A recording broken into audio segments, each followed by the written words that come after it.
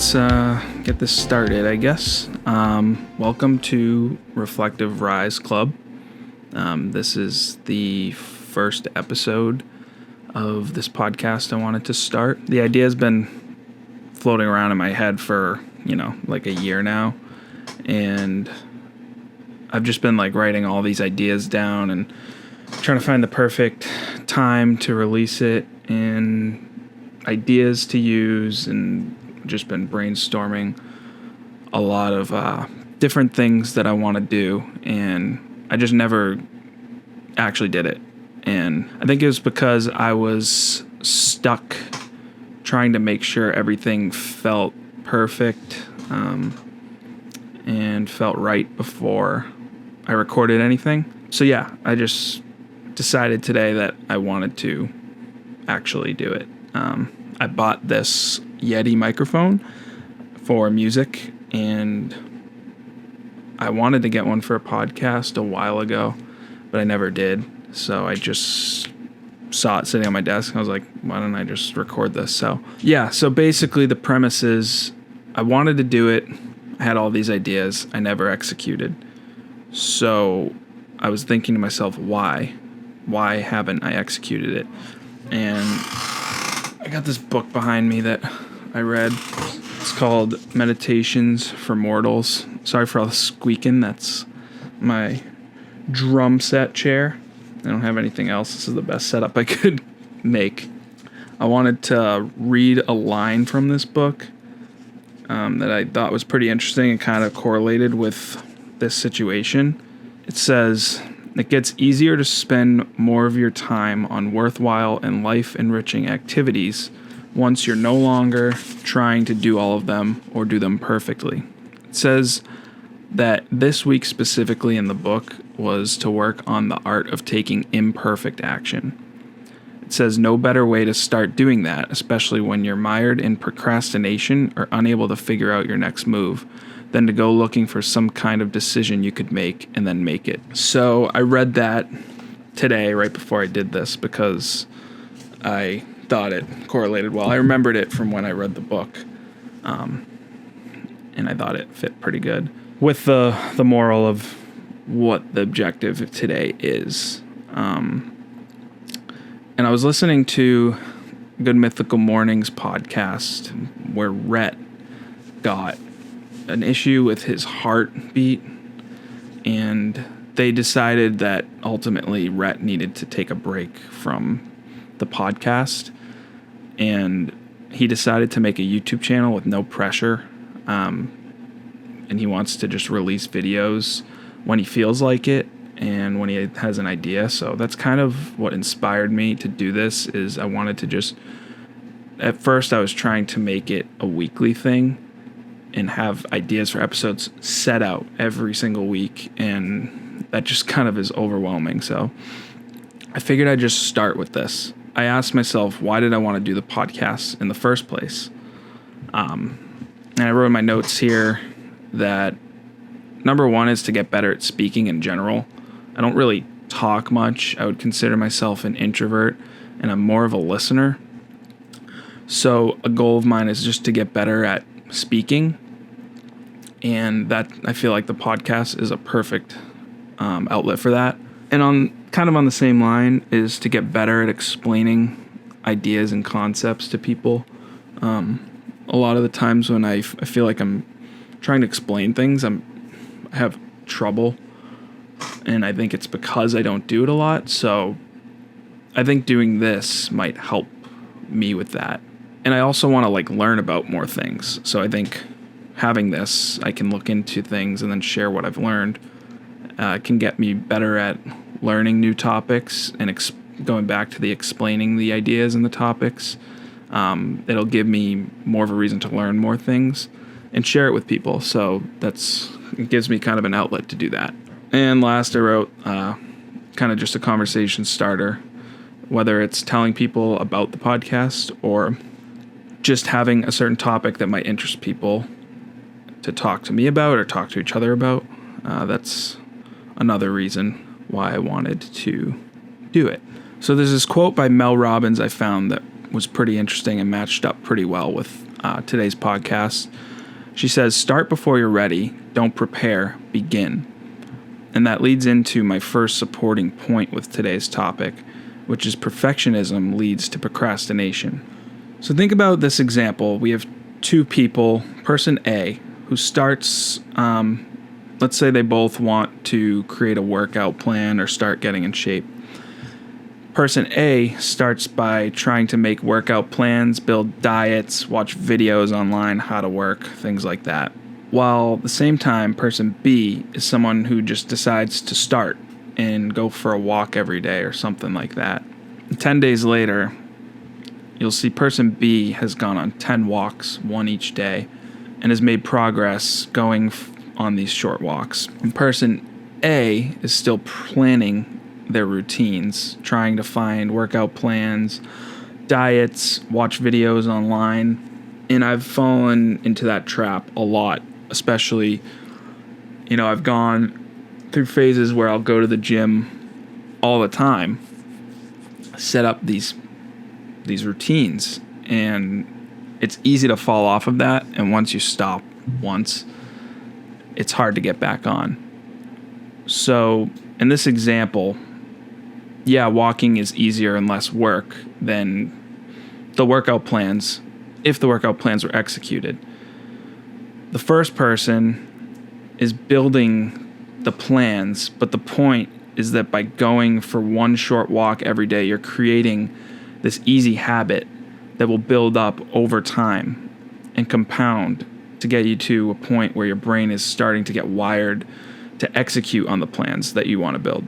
And that's all by starting when you're not ready. So it's just, you do it, and over time, the more you do it and don't think about it, your brain is going to subconsciously start to realize that it can do these things. Whereas like when you plan it out in your head and do it in your head, you're not doing the action. So taking the first step is starting that snowball effect. And I'm not saying don't plan things, but my point is that the best way to begin is to start before you're ready. If you try to make things perfect before taking the first step, you're creating this huge amount of pressure on yourself. And at the end of the day, in my experience, I'm always thinking in the back of my head that if I don't continue on this, I'm going to be upset with myself. So key takeaways from that is just take the pressure off and begin. Don't set expectations, and do what you're comfortable with by taking the first step with no goal in mind. You can have a goal, but it's just like having all of the plan in front of you is just very overwhelming in my experience, and I'm sure a lot of people feel that as well. And that leads to my next supporting point, which is making mistakes builds momentum and confidence. Just like learning how to cook, you're going to burn things, you're going to mess up on certain things. And every mistake you make, you're going to remember that next time. And it's not just cooking, it's anything. Like you do whatever. Another example I have is a YouTube channel. Starting a YouTube channel can be hard. Same with this like podcast. It's a lot of work if you try to perfect it and you can't perfect it, you're going to make mistakes.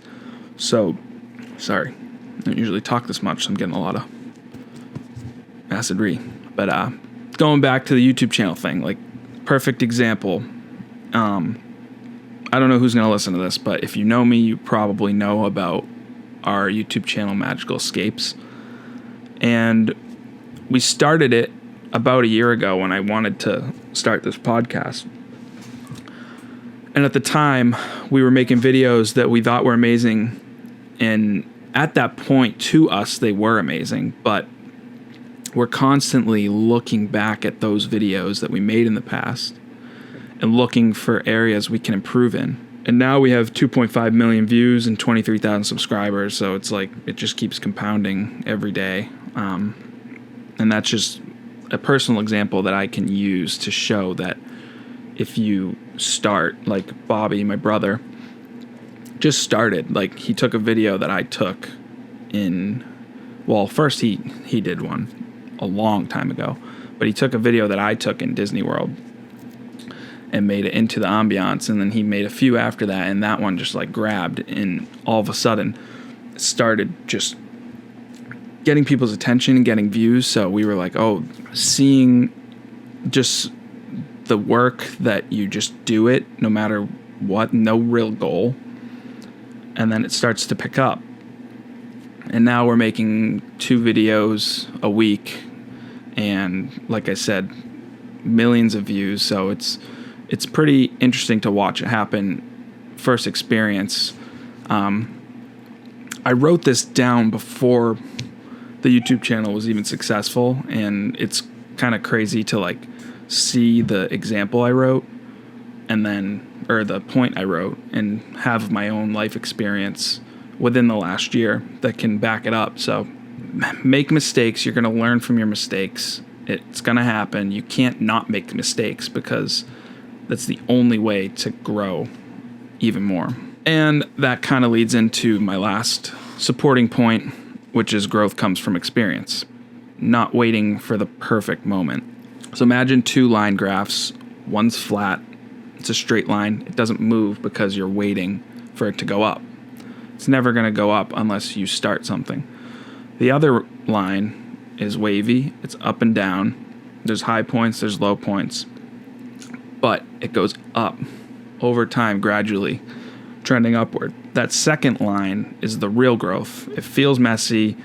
There's small bumps, but it compounds. It's another word that I keep using, compounding, because you just slowly do these actions, slowly do these things. It's going to keep going up and up and up and up. Whereas if you don't do anything and you think about it, it's like, it's not going to go up. So going back to the YouTube channel, I grabbed this graph that I'm going to throw on the screen if you're watching the video version. It literally, this is another thing. I wrote this before the YouTube channel, and this graph is showing that success. I'm not saying it's going to be successful forever. Who knows? We hope it does. But it's just a point that over time you're going to see these ups and downs that go up, down, up, down. But as you can see in this graph, it keeps hitting a next step. And that's our goal with that channel, is to 10x every year. Get that next step. Once we get to the next step, what's the next step after that? And that comes back to life. And my whole point with this episode is, once you get to the next step, you'll realize it over time. But once you get there, what's next? And that's kind of what life is just taking experiences that you've gone through, executing, and learning from the past. So that pretty much is the first episode. It was a little messy. Obviously, this is the first one, so I'm trying to follow this script that I created and guide to try to create something that has a little bit of explanation and meaning. So here, I wanted to end it with asking a question. What's one thing you've been putting off because you're not ready yet? I want you to write that down, and underneath it, list one small step you can make today. Even if it's tiny, just one thing you can do today to get towards that goal. So that's pretty much it.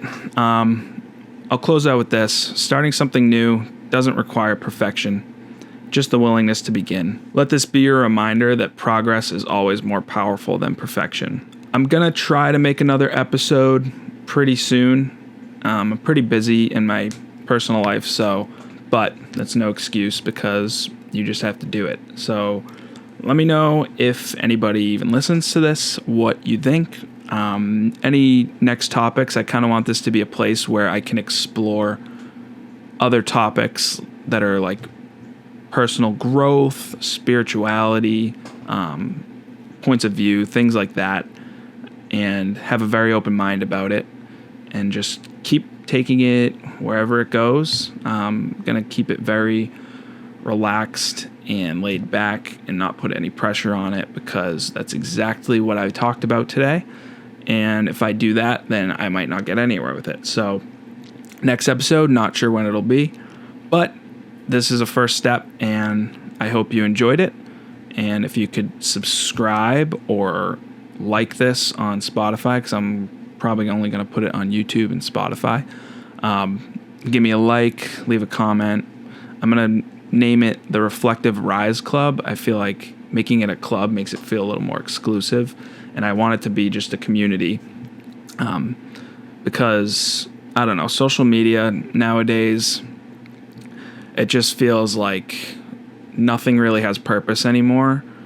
Where, like, in the old days, YouTube channels, it was like every channel felt huge, and now there's so many, so it feels like everything kind of is just like you see one video from one person, and it's not as valuable because there's so many other ones. So I think by making this a smaller community and more exclusivity, might give it more value and meaning and purpose, rather than just giving it to the world to see who it catches on to. So I want it to spread that way by conversation and interaction and, things like that. So hope you enjoyed it. We'll see you on the next episode. Thank you for joining the Reflective Ryse Club, and I'll see you next time.